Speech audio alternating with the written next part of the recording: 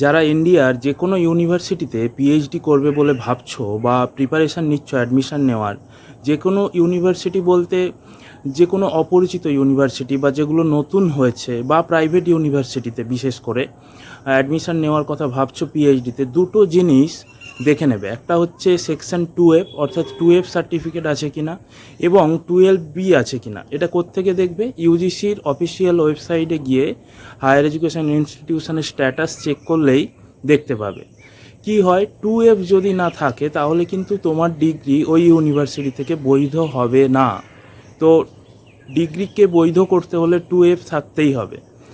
তো বেশিরভাগ ইউনিভার্সিটিরই 2F আছে, কিন্তু 12Bটা নিয়ে খুব সমস্যা। 12B কি? 12B ডিগ্রি অবৈধ হবে না, তুমি পিএইচডি করতে পারো, 2F থাকলেই তোমার ডিগ্রি বৈধ। কিন্তু তুমি যদি জেআরএফ পাও বা সেন্ট্রাল গভর্নমেন্ট থেকে কোনো পিএইচডির জন্য টাকার আশা করো, সেটা তখনই পাবে যদি ওই পার্টিকুলার ইউনিভার্সিটির 12B স্ট্যাটাস থাকে। 12B যদি না থাকে তাহলে কিন্তু তুমি কোনো আর্থিক সহায়তা এমনকি জেআরএফও পাবে না।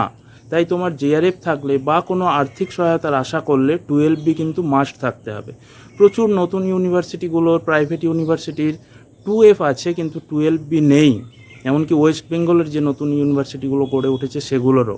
তাই 2F এবং 12B চেক করে তবেই অ্যাডমিশান নেবে পিএইচডির জন্য।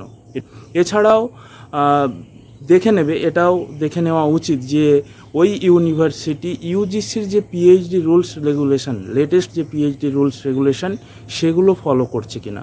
অর্থাৎ ইউনিভার্সিটির ওয়েবসাইটে পিএইচডি রুলস রেগুলেশন নিয়ে ইউজিসির সঙ্গে অ্যালাইনড প্রপার কোনো গাইডলাইন আছে কিনা, এটাও একবার দেখে নিও।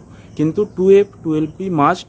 আর তুমি যদি চাও যে কোনো অনুদানের দরকার নেই, শুধুমাত্র পিএইচডি সেটা বৈধ হলেই হবে, তাহলে 2Fটা অ্যাটলিস্ট দেখে নেবে।